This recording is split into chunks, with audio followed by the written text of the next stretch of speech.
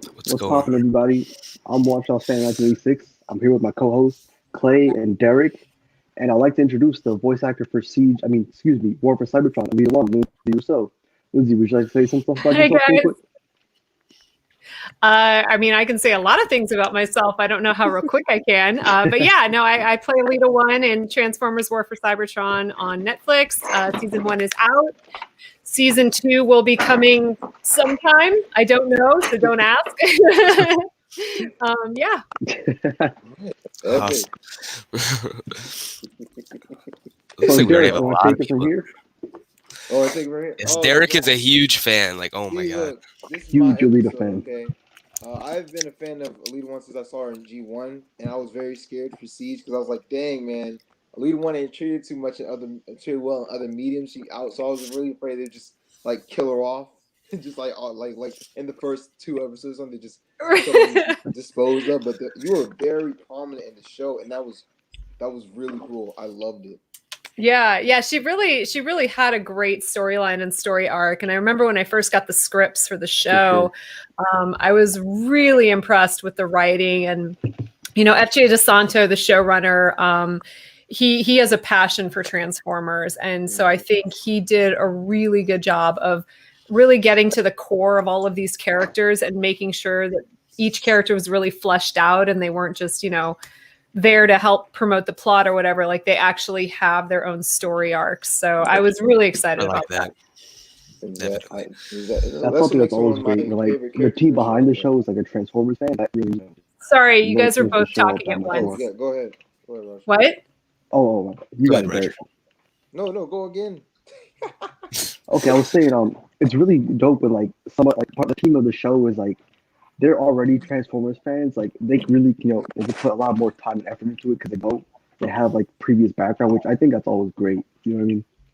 Oh, Definitely. absolutely. Like anytime you have a property and the people coming on board are fans, I just think it makes it so much deeper and richer. I mean, just look at like The Mandalorian with Jon Favreau. I mean, he's a huge Star Wars fan, and so it's I think they really make I think it's really important to them to make sure they do justice to it. Not saying that anything's just a job to someone, but for Definitely. those of us that are passionate about fandoms, I think it's really important that you live up to that because what's behind it. You know that there's a fan base surrounding it, and that you need to do right by them.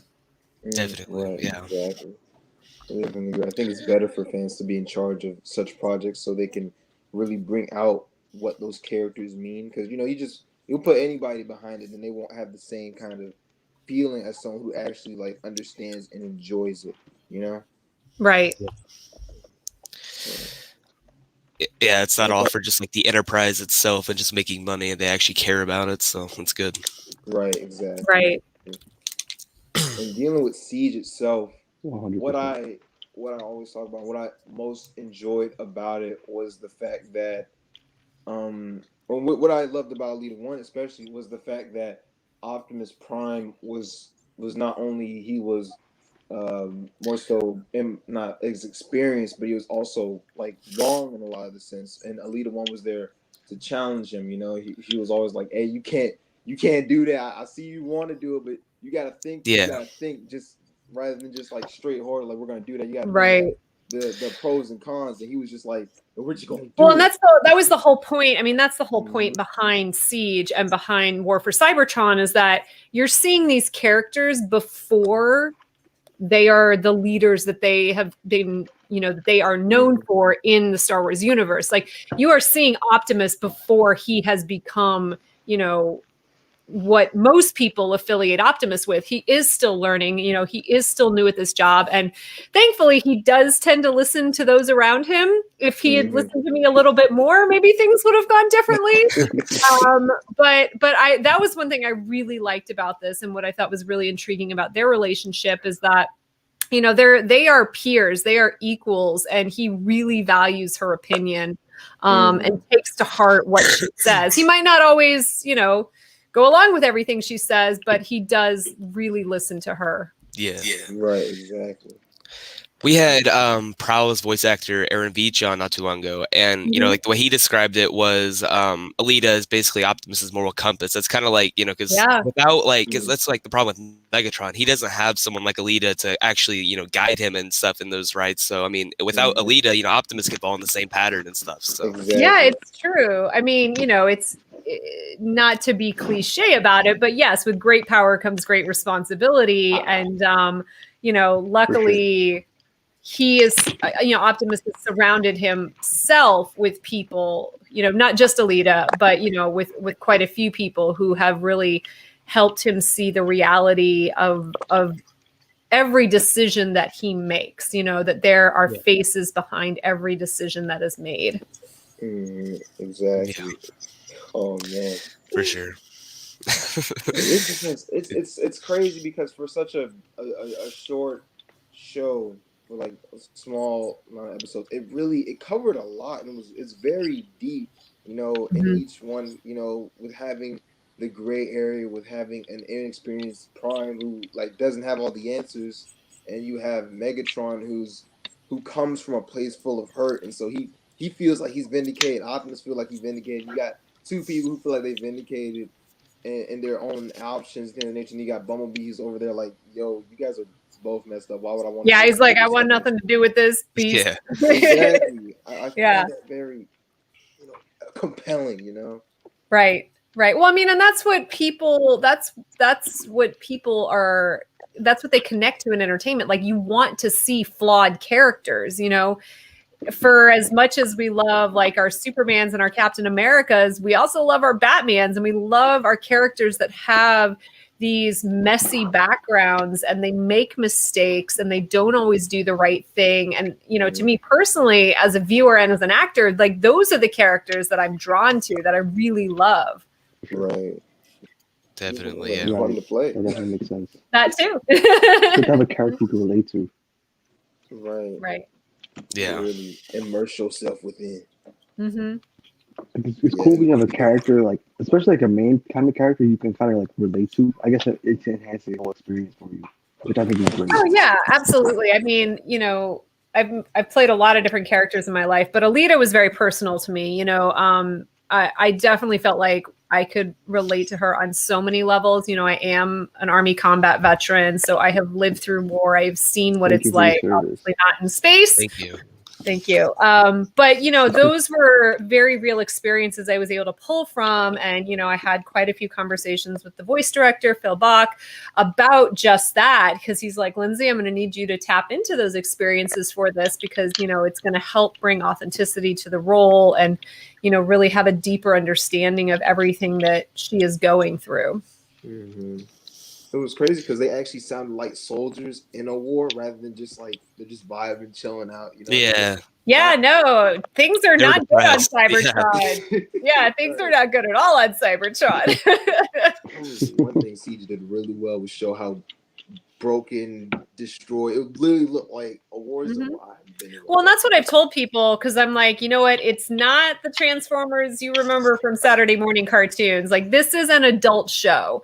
I mean, kids of a certain age can definitely watch it, but it's definitely geared for more of an adult audience, which is also something I really appreciated about it. Because you can tell a lot of the stories that need to be told that you really can only tell, from an adult perspective.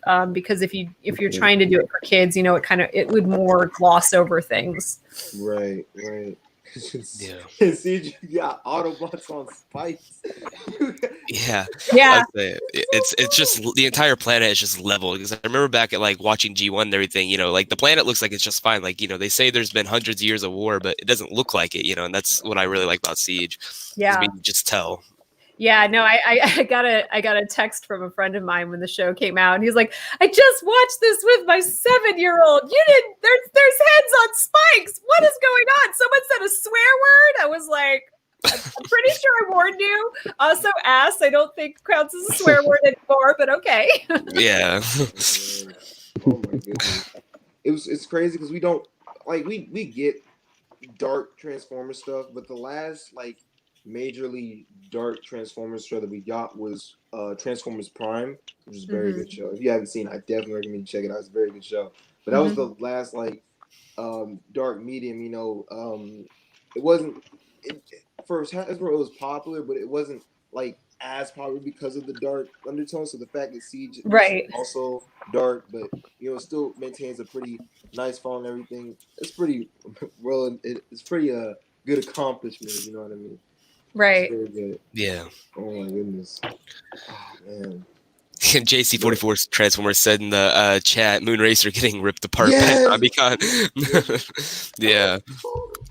That hit like a truck. I did not see that coming at all. I was like, oh, okay. They ripped off her arm. Oh, she's gonna be fine. They're ripping her apart. Okay. And Optimus just holding her torso and head, and it's like, That just went from 0 to 100 like super quickly. Goodness gracious. That was crazy.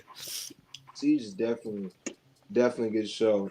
What I'd like to ask, because Earthrise is coming someday.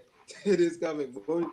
How was your experience of doing Earthrise different from doing Siege? It's no different. This is a trilogy. This was written as a trilogy. So it was written from beginning, middle, end. I mean, as far as I'm concerned, these are 3 feature. I mean, they're essentially feature films, but they're one right after the other. So, we do jump time a little bit, as we come into Earthrise, but I mean, it's not like new story. And this was absolutely always meant to be a self-contained trilogy.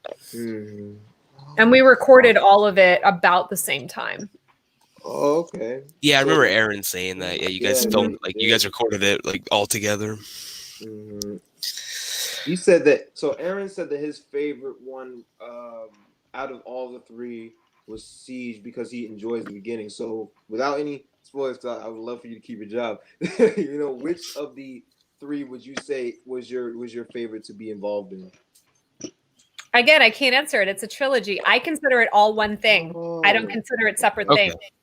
Okay. I had to do different sessions for each one, but as far as because again, it's literally it's the show's arc, it's Elita's arc. So it would be really hard for me to say, oh, I like the beginning of her character, but not the end of her character. I can't really do that because it's a self-contained, like it is her journey. It is the Transformer journey. And so, there's going to be a lot of surprises and a lot of twists and some really exciting things. I mean, I absolutely love Elita's character in Siege. She comes out really strong, but she's still got a lot of cool things to look forward to. And I can't separate it out. Yeah. I like that. Yeah, that's an interesting take. I like that. I like that take. That is pretty interesting. So don't divide it by seasons. Besides Elita, of course, who would you say was like your? That's facts. Besides Elita, who would you say is like your favorite character in the entire show? Besides Elita, of course. Like, who would you say struck you the hardest? Like, that's a really good question. I mean, it depends. Are you asking me like who do I personally like? Whose performance do I like? Because I mean, obviously, like Starscream is hilarious to watch, and Bumblebee's journey is really interesting. Seeing him go from being, the reluctant, just kind of scavenger to realizing he does need to take a stand. That's really, really fascinating to me. Prime's journey as well. So I think I like a lot of the different characters for different reasons. I like that. Like, that's cool. Yeah, I vibe with that. I'll say then you had like Mirage's journey with like Impactor and all that. Then you had like Jetfire with Prowl and all that. Yes. Just all those different ones are amazing. Right. Exactly. Yeah. And again, that's one thing I really, and again, credit goes to FJ DeSanto and to the writers on this show that they didn't give us one-dimensional characters. They gave us fully fleshed out characters. And even with the Decepticons, like you can kind of understand why they're doing what they're doing. I mean, you can still be like, oh, those are not decisions I would make, but I can kind of understand why you're doing what you're doing, even if I don't agree with it. Right. Exactly. I'd say they lived under, like they're the lowest class possible. So I mean, like in their own right, I mean, they're just they're taking their stand and everything against the higher class, and then I mean, just how it ends up being. The rage gets a hold of them, and it kind of fleshes out like that. Right. Exactly.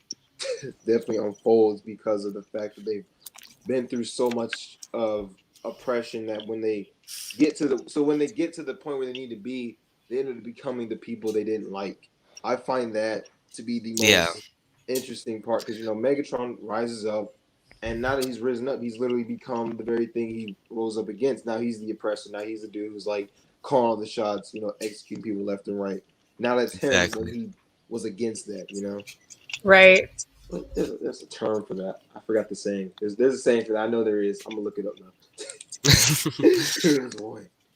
But yeah, I find the writing in Siege to have, because with the Decepticons and the Autobots, always is just the Decepticons are the bad guys, Autobots are the good guys, and with Siege it's like the Autobots are like and the Decepticons are like and there's a gray area that it's just not there in Transformers, and I love that. Yeah. Well, and you start to get a glimpse into, and I would love to see an even more of a prequel. You kind of get a glimpse into Optimus and Megatron's past relationship, past history, which is really fascinating because it's like you have two characters who were on a similar journey, and then something happened, and they split off into different directions. So yeah. Exactly. For me, what I did was because I went over with as after seeing Siege, and I talked it over with I think it was Raj and Clay, and we were like, hey, it was pretty short, and I would like to contribute my own thing to that. So what I did was I decided I was going to make my own little Siege prequel. So what I did was I just wrote characters, things of that nature, as they pertain to the Siege show, to show how they were before Siege, and then try to lead in, so I can just try to connect it. Hopefully Earthrise doesn't retcon what I put in, because then I gotta go back and write stuff. But at the same time, I really did enjoy writing those characters and seeing how they would lead up into the Siege show, because they are very, very deep characters, which is as I said again, very interesting and unique for Transformers.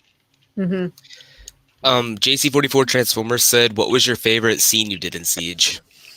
Oh, that's a really good question. There was quite a few that I liked, but honestly, I think I have to say the very end scene when Elita is like, "I'm not going with you. Like, you're gonna go off in this spaceship, but someone's got to stay here and take charge and protect everybody that's here." And I love that about her. I love how she's like, "You know what? I'm probably not going to live through this, but I'm staying here because someone needs to be in charge and someone needs to protect these Autobots." It's so sad, man. I know. That was really cool. It caught me off guard. I was like, "Oh, okay." I mean, I guess I'm not coming with you then, man. Yeah. It's just like, oh, come on, man. Why? Jesus. That was a really good scene. That's probably one of my favorite scenes in Siege, definitely. Oh my goodness. But can I ask, were you a fan of Transformers growing up, or was this something you just got into with Siege?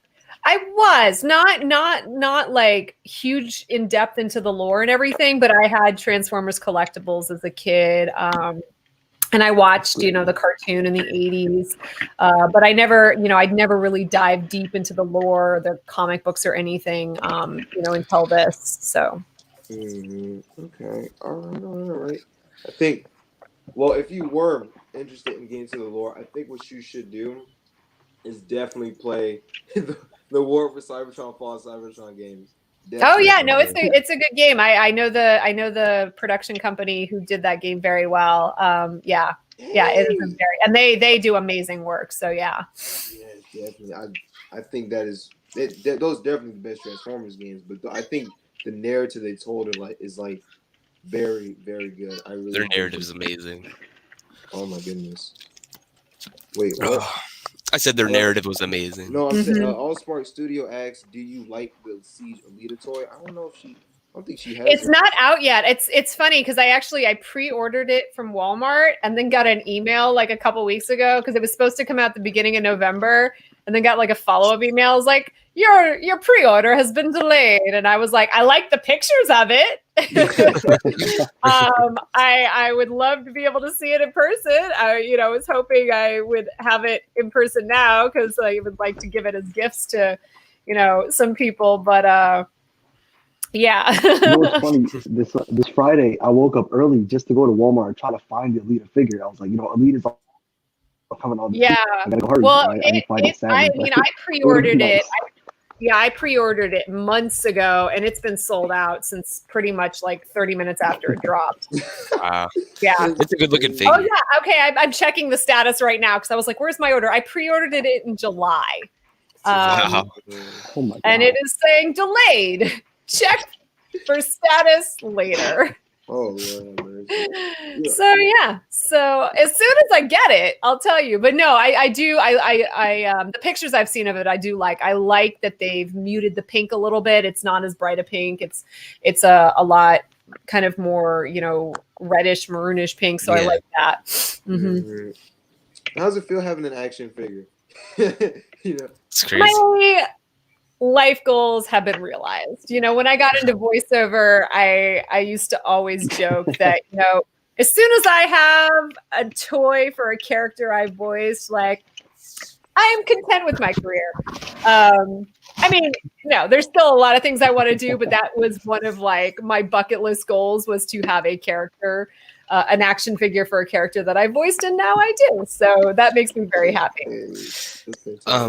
Otacon07 said, wait, Elita collects Transformers, and he said, also, what does she think about the Bayverse and their toy line 2007 through Studio Series? I have no idea. No comment on that. I got toys. I didn't collect them. Like my parents gave them to me as Christmas presents, and I'm like, these are awesome. I like to play with these. So no, as far as like knowing the different toy lines and stuff, I know nothing. Have you ever seen the movies? The Transformers movies? The live action movies? Mm-hmm. That's pretty good. I haven't wanted to. Oh, I know. There's some things I don't like to spoil. When you grow up with things and you have an idea of them and then they make them live action, you're like, that's kind of how I am with the live action Disney movies. I haven't seen any of them because they were such a prominent part of my childhood that I just kind of don't want that to get ruined. I'll watch them eventually. My dad has watched them all, and he like messages me about them, and he's like, "Did you see this, this, and this?" And I'm like, "No, Dad, I haven't." My dad, he grew up with the G1 show, and he took me to see the first Transformers movie. And when I got older, he was like, "Did you ever think that Michael Bay ruined Transformers?" And I was like, no, not from my point of view. And he's a G1 fan. That's the Prime, that's the Bumblebee, that's right. That's who we grew up with. And in the Bayverse, they're a little bit different. They take a more realistic approach to the war. It's not as the Decepticons are gone, we'll get them next time. It's like the Decepticons are there, let's kill them. Right. More so like the 1986 movie, because the 1986 movie they were like, oh well, this is actually a war now. We're gonna start killing off Autobots and They really decided there. It's done. They're all gonna die today. It's no longer right. Oh my goodness. I say this is like the only Elita figure I have right now, and it's just like the Bayverse Studio Series one. Oh yeah. Oh, she's purple. I like that. Yeah. Purple's my favorite color. See, look, Elita 1, sadly enough, only has like repaints and remodels mostly. Essentially, yeah. I've heard that from a lot of fans who are like, "Are we going to get an actual new toy, not just like a repaint or a skin?" So yeah, because I have like the very first one released in 2007. This is Elita 1, and she's just a repaint of like Cybertron RC, I think.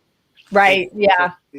So yeah, she's a cool figure. Just she's kind of just RC, but right. I've heard. Yeah, I've definitely heard that from people. With C, she actually has like different features to her, so it's not just like exactly RC, and now that's Elita 1. I think she's my favorite design out of her RC and Chromia too, definitely. Mm-hmm. Yeah, no, they all look really good. Yeah. Oh yes, definitely. Oh man, how was it interacting with the fans during the build of season? Siege had a lot of hype around it, and I saw you a lot among like other voice actors. You were very prominent with the fans. I remember like hyping up my story and you saw it. And I was like, oh, she saw my story. Oh my goodness. Yeah, no, I loved it because for me, because I am a huge geek myself, and I have a lot of passion for a lot of different fandoms, and so I am so aware of how important fandom is for things like this, and just knowing who actors are that I admire who are really good about that. It was really important for me, especially because this is maybe not the first time, but like honestly, this is probably some of the best female representation within the Transformers universe that has been done to date. And for me, it's really important that there are good, strong female characters in geekdom, in fandom, so that women can connect to these geekdoms just as much as men, or non-binary or anything, so that you can see yourself in your fandom. Being able to see a character that a little girl can go out and be like, I want to get that action figure. That was really important to me. And so that's also why I started the Be Elita campaign with my dear friend, Jeff Burns, who has been helping me with my social media through all of this. He's amazing. It was really important for me to start that because I was like, oh man, Elita is a great character. Like little kids, and boys and girls. I hate gendered toys. I hate it so much. I wasn't raised on them and I don't believe in them, but there are not that many female characters, in things like Transformers. And so, that's why we started the Elita Army hashtag. We started the Be Elita hashtag. And, I've made it a point of every day tweeting out a female character in some various fandom that is just a badass or amazing or science. I think we've done 200, Jeff, correct me. I think we're up to like 280 tweets now of characters and I've gotten messages from fans being like, oh my gosh, thank you so much, for shouting out. And it's like, hey, I watched the show with my daughter and it was amazing. Like, that's what makes me happy is, and then hoping that again, boys can like her just as much as girls can, because they're just great characters. Yeah, it was actually cool because Chromia was like, she's never been any. I don't remember Chromia in anything like that. Like, oh my goodness! And then seeing her in the scene, so she was just like taking all the shots. She didn't really talk, but she just like smiled. I was like, I want to get that figure. I really do want that figure. You know what I mean? Yeah, Chromia looks amazing. She really does. Yeah. Oh my God, she was fantastic in the show, and as a toy, like. Definitely, like they did a really good job with the female representation. I would definitely say that they actually did a really good job with it. Yeah, they did, definitely. Mm-hmm. Because other than in the Siege show, the other strong, prominent female character would probably be RC in Transformers Prime, as I've already said. She was like, she was like the only like main female character in the show. Yeah, RC is definitely the one that a lot of people reference. Mm-hmm. Yeah. Mm-hmm. Yeah. Well, and I love and hate the fact that there are fembots. Like I'm like, okay, that's kind of cool to recognize them, but I'm also like, oh, we have to have a special category for like. Yeah, I would say the term is kind of female Transformers, and I'm like, because if you look at the comic books, there's actually a lot more female Transformers than there are in any of the cartoons or the video games or anything. Like Elita literally has like a female army under her at one point. But part of me just kind of cringes at fembots because I'm just like, no, they're soldiers. They're part of this, exactly. Stop separating us. Yeah, because you don't have male bots and just transform. Right, exactly.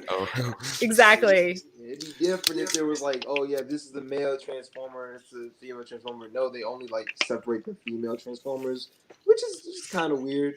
I watched a video like a while back, and it was talking about the different toys and designs of female Transformers and how this one, like RC, is the most sexualized Transformer of all time. Oh, yeah, I mean, they do feminize them. Like Elita's got a little hip action going on, so yeah, it's very interesting. But you know what? I'll take it. it.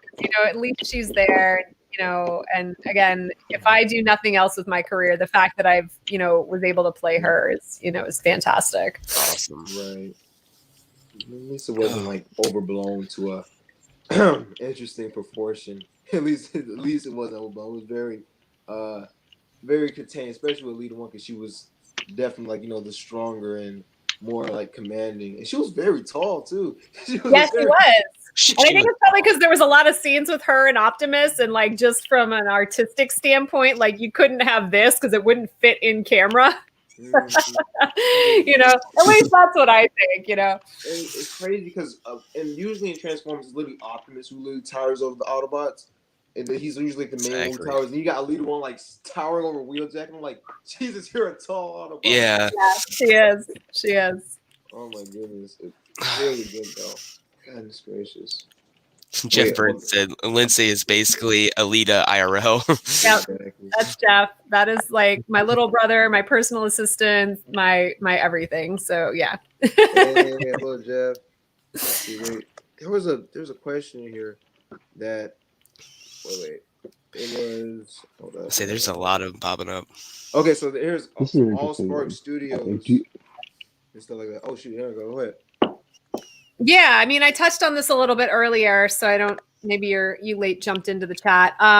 Yeah. So one of the things I was saying is that I really did connect to Elita 1 on a personal level because I am an Army combat veteran. I was in Iraq for a year as a combat photographer from 2005 to 2006. So for me, it was really. I was really able to dig into her character and kind of had a lot of personal references to some of the things that she was experiencing. I mean, every war is different. Everyone's different, but just, knowing what it is like to live through war was something that I was able to really connect to. Knowing what it's like to be surrounded by mostly men, to be surrounded by men who don't listen to you. Like all of those were things that I was very, had personal experience with and was able to connect to. And the fact that like you grow and become stronger and, get through it. Elita's a survivor. So, It's true. Yeah. That's really awesome. Yeah. I think it was amazing to see her lead the Autobots too, because like I said, huge Elita 1 fan. I love how she does it. In the G1 cartoon, she basically led her own team of Autobots on Cybertron against Shockwave. So, when in the Siege show, when she's like, commanding the Autobots, hey, you guys do this. Optimus, you can't do that. When he's off doing his own thing, she's over here making sure everything's in order and things. I love that so much, Yeah. I would love for Elita 1 to be played in more mediums, I would love to have, I would personally love to have a Elita 1 spinoff series, that would be my dream come true.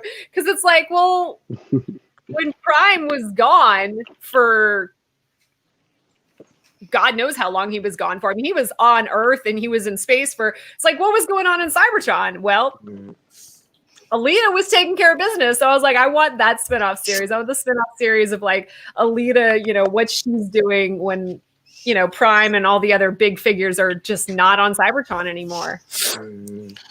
Yeah. Would you like to voice Elita 1 in other movies and stuff like that? Are you kidding me? I will play Elita 1 for the rest of my life if I could. Like I would. I'm just putting that out in the universe. I love her. She's a part of me.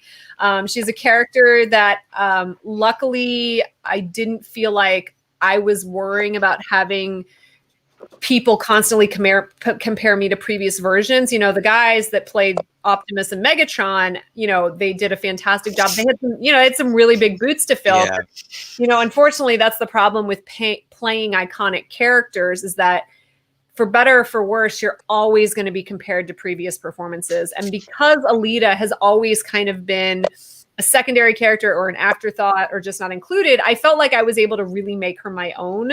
And so, yeah, man, I love her so much. So movies, other shows, I would play her until the end of days. That'd be perfect. That'd be perfect. Really submit yourself as the Peter Cullen. So Hasbro, just put that out there. Just throw it Peter Cullen of Elita 1. Exactly. I'll take it. I have a question. That'd be great, yeah. I had a question I actually wanted to ask you personally. How did you get into swordsmanship? This is a bit off topic, but how did I get into what? Swordsmanship. Oh, sword fighting. Oh, yeah. I mean training. Sword fighting. Yeah, no. when I'd done a lot of stage combat growing up, but when I moved to LA, I really got into sword fighting.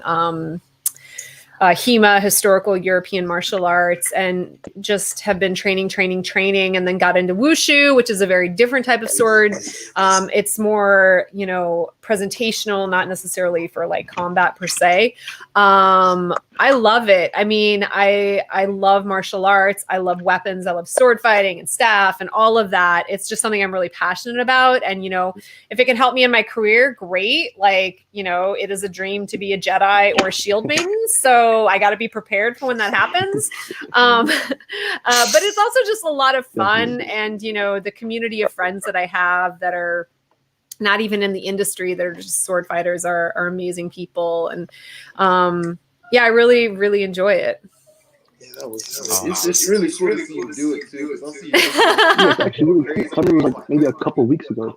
Oh, on my Instagram, I saw a post from you, and then next thing I see, so I'm like, hold up, what happened? That's actually really dope, though. I like that. Yeah. This is fantastic. Lord mercy. Would you say it's hard, or would you like? How preparing yourself to do something like that? Sword fighting? Yeah. It's like anything you do. I mean, if you want to do it well, it's a lot of training. I mean, you can kind of half-ass it and sort of look like you know what you're doing, but no, like I do. I mean, I train on good weeks 4 to 5 days a week. So yeah, I mean, it's just like anything else. It's just like playing an instrument or playing a sport. Like you constantly have to be practicing, and and I'm nowhere near the level of the guys that are competing in these sword fighting tournaments. But I am I'm training and getting there, and maybe one day I will be competing in those tournaments. So good luck. That's really great. Thank you. Coming together one day. Okay, we have a question in the comments. JC44 asks, how did you feel about Optimus's character? I mean, obviously, Elita and Optimus are very close. They allude to it. They don't go into it into depth, but you can see that there is a level of trust and intimacy there that they 100% trust each other enough that like Elita, even though she Optimus technically outranks her, she has no problem calling his bullshit. She has no problem questioning when she disagrees with something. And so I definitely think, she absolutely disagrees with some of the decisions that he's made, but she's still there to support him. And, but then he does listen to a lot of the other things. So I think it's I think they're like the closest friends, the closest colleagues, that you could be. Mm-hmm. Allspark Studios said they should make a game based on the Siege show. That'd be awesome. It would be very cool. Yeah. Especially by like the developers of WFC and FOC. That'd be amazing. Mm-hmm. Because in canon, Optimus Prime and Elita 1 have always had this very.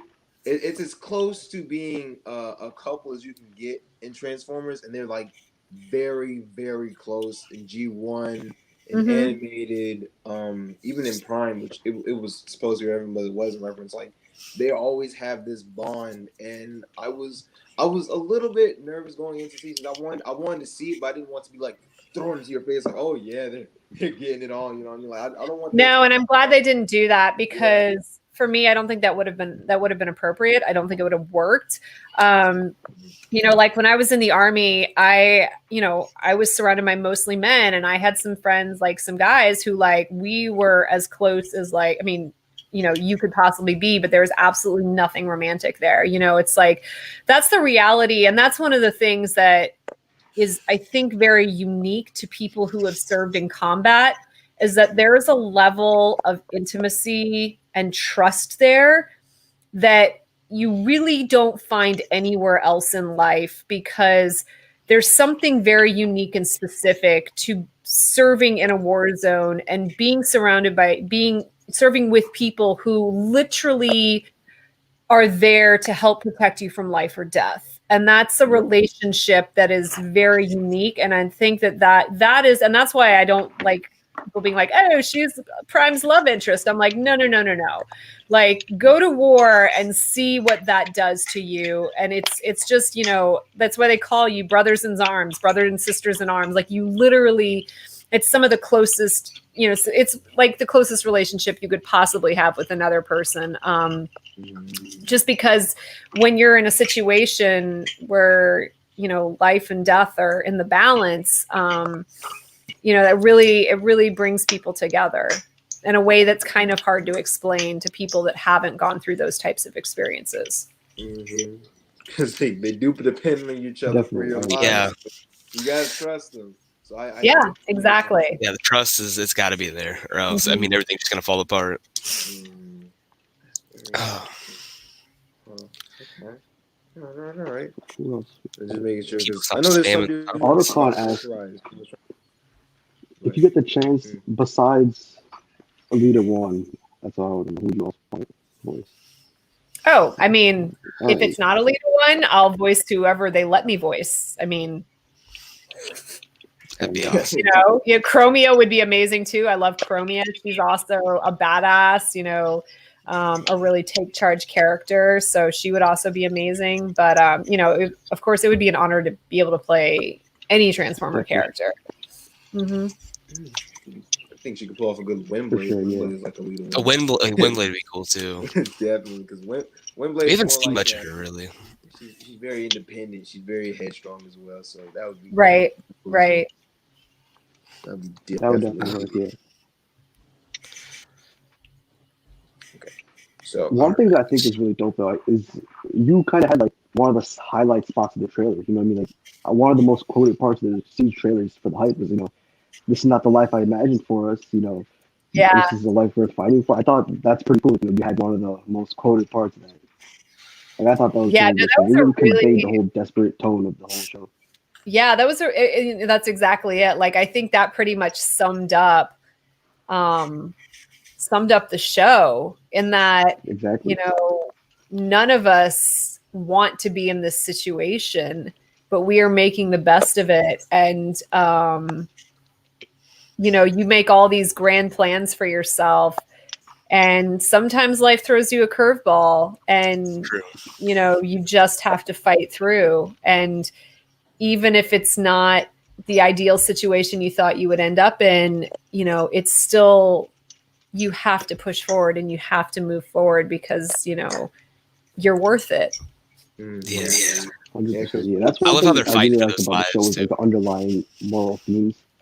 Right. Oh yeah, there's definitely a lot of underlying moral themes in War for Cybertron. Absolutely. And they sounded. I love how they actually sounded like irritated. They were like, they had like a lot of anger. Like, oh my god, I do not want to be doing this. Why are we doing this? I love that because like with, I keep comparing it to the other continuities, but like with them, it's more so like it's like fun. You know what I mean? They're like so much more happy. They're more expressive. And it sees they're just like, we gotta do this now. We cannot be joking. Right. We gotta do this now. Well, that's because it's the reality. I mean, newsflash: nobody wants to be in war. Nobody wants to go to war. Like, it sucks. I mean, when you're there, when you get back, like, it's just not something I would ever wish upon anyone. And so I think that was something they did a really good job of highlighting in the show. It's that everyone is reluctant to be here, but they are stepping up to the task. But like, they are not sugarcoating it. Like, this is a really shitty situation, and people are people are going to die. And that's not something that should be glorified. It's true. Very true. That's what I liked about Megatron as well, because he was the main one. Like, okay, I got a treaty. Yeah, I got a treaty. You can sign this. The war right. I like that. It's very interesting to think about. I'm gonna take some notes from this. That was definitely an interesting part of the show, especially for like the first episode. Yeah, like, you definitely kind of demonized Optimus in a way, because Megatron was offering it and the war. Optimus was like, no. I thought that was, that was a cool way to look at it. Right. Right. Exactly. Yeah. The weirdness too. Yeah, for sure. Exactly. Everybody just sounds so tired of it, you know. Everybody just sounds so tired. You can see how tired everybody is. You got like Autobots like in the medical bay, and they're sitting there. You can see how many broken down. Some of them don't even look like they're alive, and they're just no. They're worn out. They're tired. They're, you know, they like. I mean, they're literally drained of all their Allspark. You know, it's like they're done. Exactly. Yeah. Barely hanging on. I found that to be interesting as well. And I like how not everyone gets like these big heroic deaths too. Like, you know, it just like, you know, that's how it is too in war. Like it just kind of happens out of nowhere and then it's over. It's just like that. I mean, yeah, it's like some big slow motion with dramatic music as they die. It just happens. No, because again, it sucks. Yeah. I mean, like that Decepticon that Elita sniped the head off of at the beginning. I mean, he didn't get some dramatic death. He just gone. That was a good entrance, by the way. I love that entrance. That was actually awesome. Just taking heads off right as soon as the episode started. Yep. And then you're just like, guys, what are you doing? Like, I told you this was an ambush. This is an ambush. Why didn't you listen to me? If I had not been here, this show would have ended in the first 5 minutes, and it would have been the Elita show because Prime would have been dead. Yeah.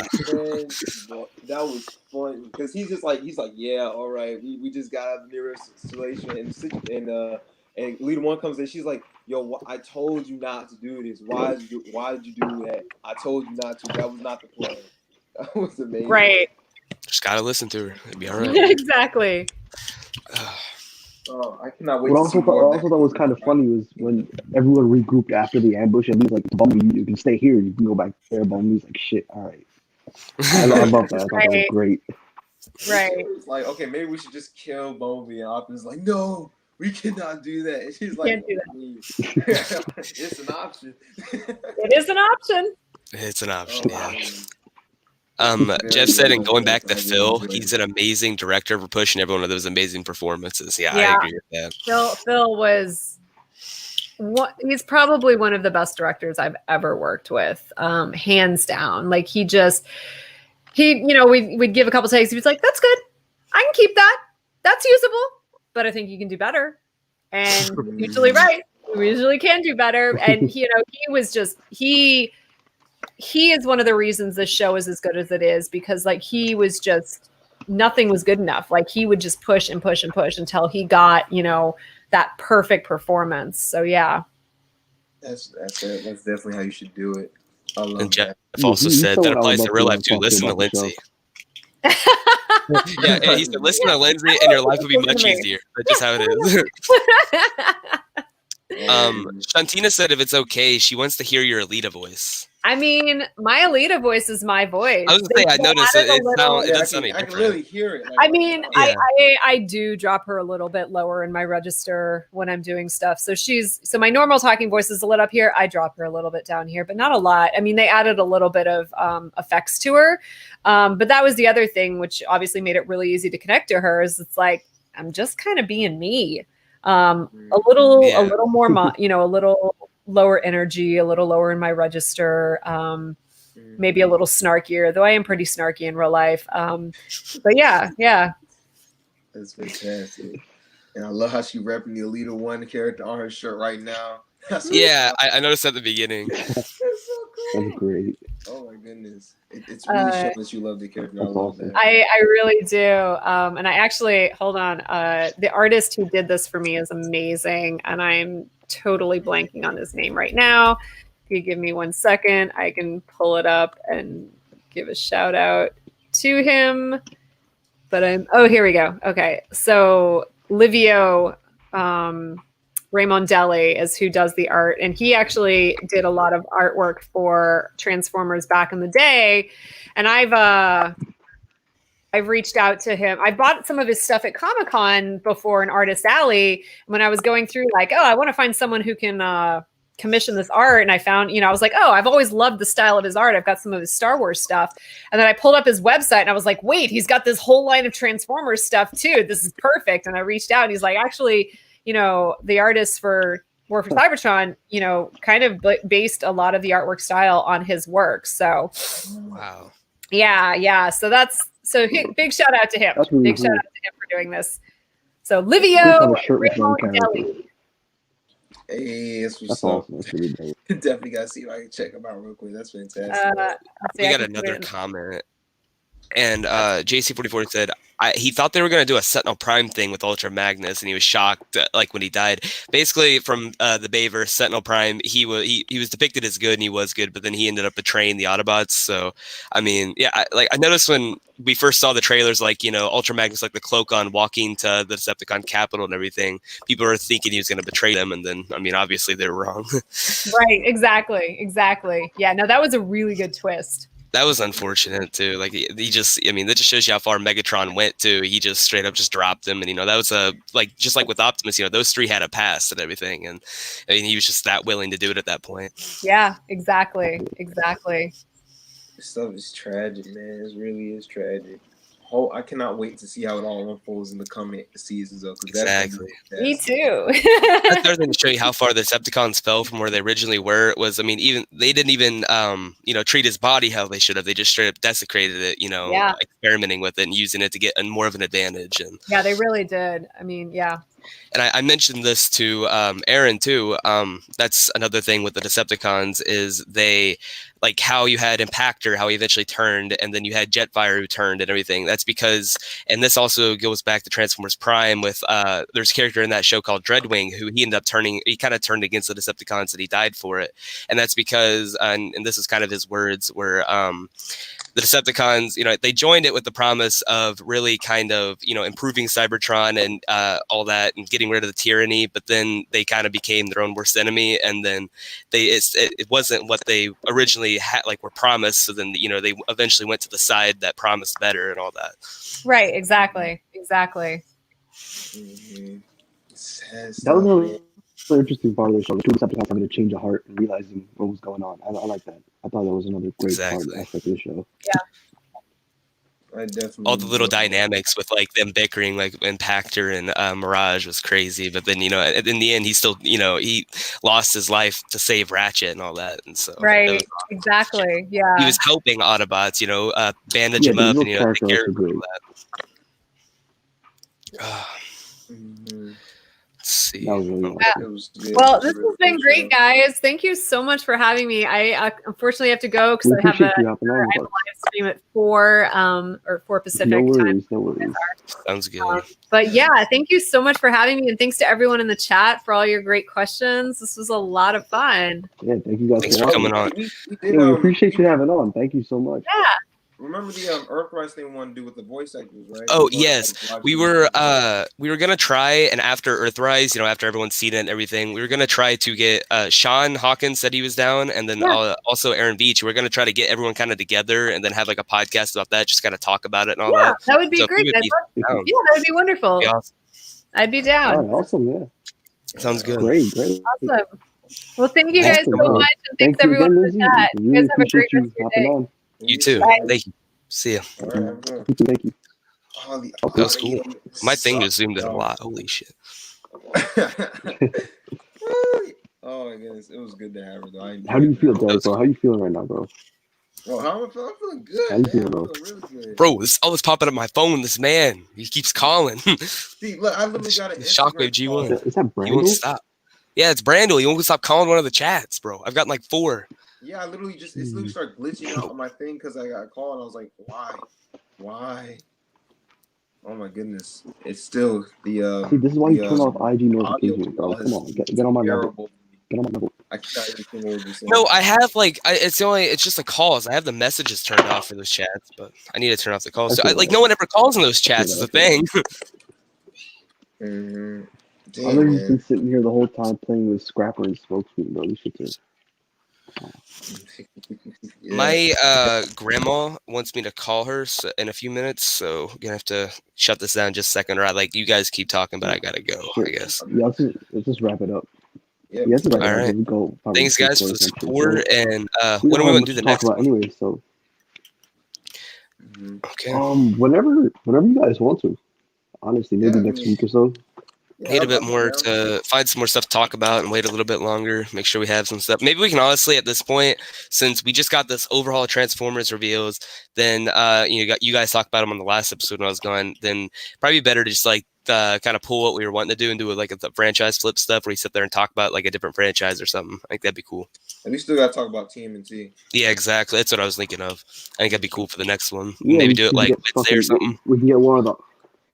Or no, you have your on maybe Will or Wednesday. Yeah, Wednesday. So we probably do it like Tuesday. You guys want to do it early, like. I mean, unless you guys want to do it early, maybe 6 Tuesday. Yeah. Okay. I'm still quarantined from school, so I can do it anytime. So I'm good. All right, yeah. We can do one of the homies. Anytime maybe Will, Jake, anybody, Ryan, anybody else. So we can just vibe out. Logan Bellicu, sorry if I pronounced that wrong, said, "How are you doing, Roger?" Oh, what's up, Logan? He wants to know how you voice acting. He's voice acting Sky with me. That little stop motion, which I gotta start fucking working on. What's up, Logan? Appreciate you watching. But yeah, thank you everyone for watching. We got 5 viewers. I think we peaked at like 7 today. Right? That's actually pretty fine. That's good. Yeah. Thanks, Shantina, JC44. I know you guys are here like the entire time. Thank you guys. Yeah, Shantina and JC always showing love. Shantina always showing love, bro. Every time I get a story notification from her where she's tagging us. That's always fire. But yeah, thank you guys for watching. This has been The Boys. We're going to